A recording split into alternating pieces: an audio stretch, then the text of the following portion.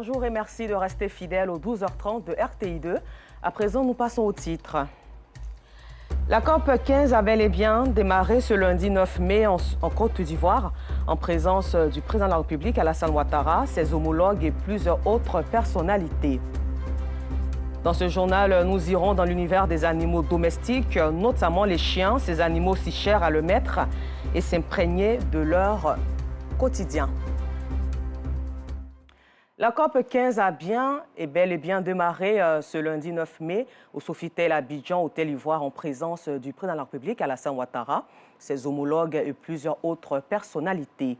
C'est la 15e conférence des parties de la Convention des Nations Unies sur la lutte contre la désertification. Ainsi donc, les représentants de 196 États vont réfléchir pendant 12 jours sur les solutions à apporter au problème de la sécheresse, la restauration des terres, les droits fonciers, l'égalité des sexes et l'autonomisation des jeunes. Parlons toujours de COP 15 avec notre reporter Bintou Kone Pekele qui revient sur l'historique et les enjeux de cette conférence. Une centaine de personnes, dont une trentaine de chefs d'État, sont attendus autour du président Alassane Ouattara ce lundi 9 mai à Abidjan pour l'ouverture de la COP 15. Pendant une dizaine de jours, la 15e conférence des Nations Unies sur la désertification et la sécheresse va réunir 1000 experts, 5000 délégués et 700 journalistes en provenance de 196 pays. Ces experts et délégués vont tenter d'élaborer des solutions face à l'appauvrissement des sols cultivables. Cette COP se penchera sur l'impact des crises des 4 C, climatique, Covid-19, conflits et coups d'État, sur l'avancée de la désertification et surtout leur rôle dans la baisse de la productivité en milieu rural. Un accent particulier lors de la COP 15 sera mis sur les femmes et les jeunes. La première dame Dominique Ouattara présidera un cursus sur le genre. Elle sera entourée de femmes influentes. À la COP 15, l'appel d'Abidjan sera lancé pour faire de la Côte d'Ivoire un laboratoire de solutions au problème de la désertification. L'idée de cet appel est de s'inspirer des modèles australiens, marocains ou israéliens. Ces pays ont réussi à devenir autosuffisants malgré l'aridité de leur climat grâce à des prouesses technologiques. Les 196 pays participants à la COP 15 doivent s'engager collectivement à contrer l'avancement de la désertification d'ici 5 à 10 ans. Le but, parvenir à mobiliser 1 à 2 milliards de dollars. Jusqu'au 20 mai, Abidjan sera donc la capitale mondiale de la lutte contre la désertification et la sécheresse. Pour la première fois, la messe des terres arides sera faite sur les bords de la lagune ébriée pour le bonheur de la planète tout entière, autour du thème « Terre, vie, héritage de la rareté à la prospérité ». La forte pluie qui s'est abattue sur la ville d'Abidjan ce week-end a occasionné malheureusement des inondations dans plusieurs quartiers. Cette situation a créé un ralentissement de la circulation dans le sens Cocody-Adjamé. Au niveau de la commune de Yopougon, la rue Princesse est impraticable. Et selon des témoins, un taxi a failli être emporté par les eaux de ruissellement. Et pire, un mur s'est écroué sur des maisons basses au niveau de Yopougon, quartier millionnaire. Dans le nord de la Côte d'Ivoire, la FPU, Fédération pour la paix universelle, préparativement la tenue du sommet international sur la paix et le développement. La région du Béré a désormais un conseil régional de paix qui viendra donc renforcer la cohésion sociale. Et le président de la FPU, Aka Saïd Lazare, a rappelé aux populations l'importance de la paix et les 5 principes universels pour un monde en paix et développé. Un reportage signé Soro Corona de RTI Boaké. Distinction des meilleurs promoteurs de paix, installation du président régional du Conseil de paix et signature de la charte de la paix. Activité au menu du séjour de la FPU, Fédération pour la paix universelle à Mankono, région du Béré. Ce 10e sommet régional prépare le sommet international sur la paix et le développement que va abriter la Côte d'Ivoire cette année. Notre pays, la Côte d'Ivoire, qui est un pays de la paix, accueille sur son sol un sommet international de paix. C'est l'espoir de notre fédération, c'est l'espoir de la Côte d'Ivoire. À travers ces sommets régionaux, la Fédération pour la paix universelle entend mobiliser les populations en vue de faire de la paix une réalité en Côte d'Ivoire. C'est dans cette dynamique que s'inscrit le président du Conseil régional de paix du Béré, fraîchement installé. Nous allons asseoir des comités de paix dans tous les villages de notre département. et même de notre région. Il y a pratiquement 300 écoles qui sont déjà en fait avec des comités de veille. Nous allons nous assurer que nous les accompagnons avec ce que nous avons.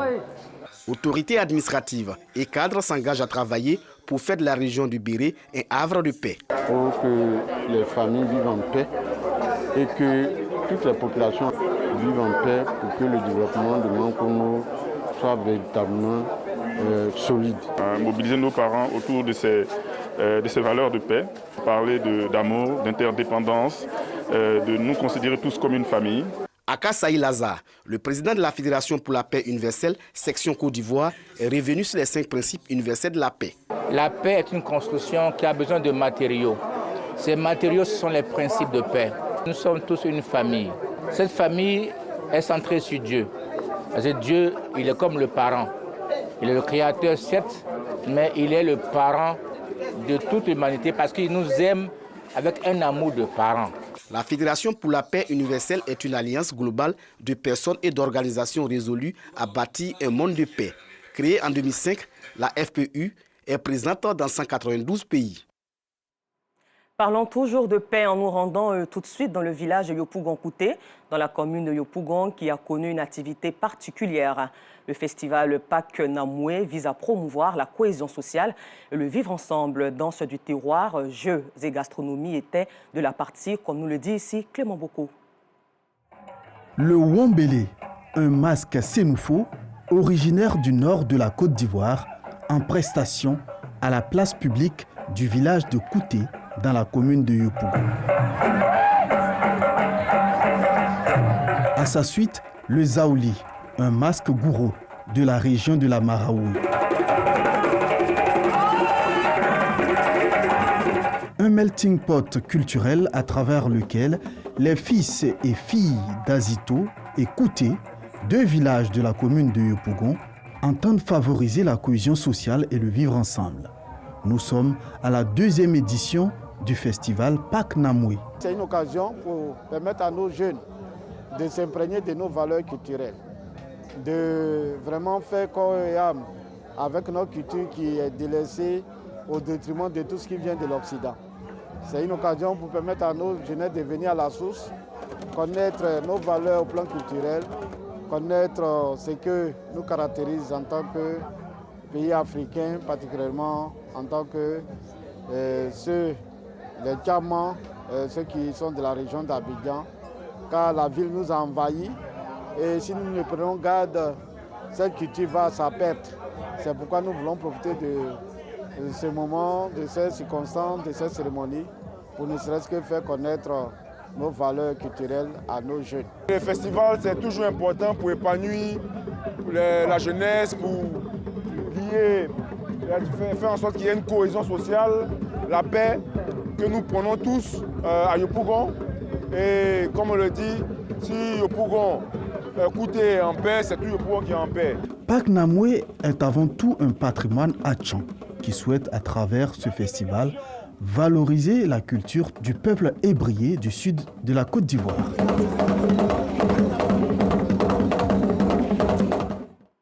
Nous le disions au titre, les animaux domestiques sont considérés par bon nombre de personnes comme de fidèles compagnons de l'homme.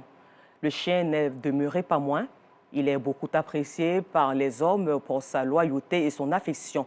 Bien qu'il soit considéré ainsi, il reste toutefois un simple animal pour d'autres personnes. En Côte d'Ivoire, la population canine est estimée à plus de 9 millions et la moitié reste non vaccinée. Georgette Ido Fofana et Alassandra Boparguin nous imprègnent du quotidien de ces animaux de compagnie. Larguerta a rendez-vous ce matin en clinique. La raison, une indigestion qui l'inconforte et inquiète son maître Issouf. C'est pour une consultation concernant ma chienne. Elle n'arrive pas à manger correctement. Après échange avec la réceptionniste, direction la salle de consultation. Contrôle de température, prise de sang, vérification du carnet. Elle vomit? Non, elle ne vomit pas. Vous l'avez vaccinée? Oui, elle est déjà vaccinée et je l'ai même déparasité il y a une semaine. Larguerta devra repasser dans l'après-midi, le temps d'analyser les résultats de la prise de sang. Premier soulagement pour Issouf, son maître.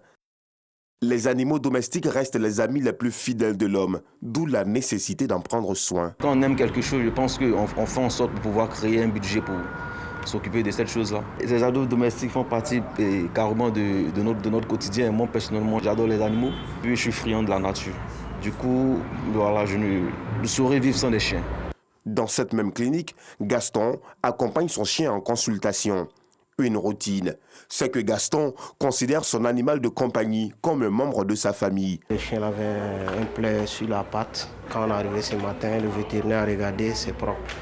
Il n'y a pas de souci. Il a un autre problème encore, on a acheté les médicaments. Le chien, il aime l'homme. L'homme aussi, tu dois aimer le chien. C'est très important.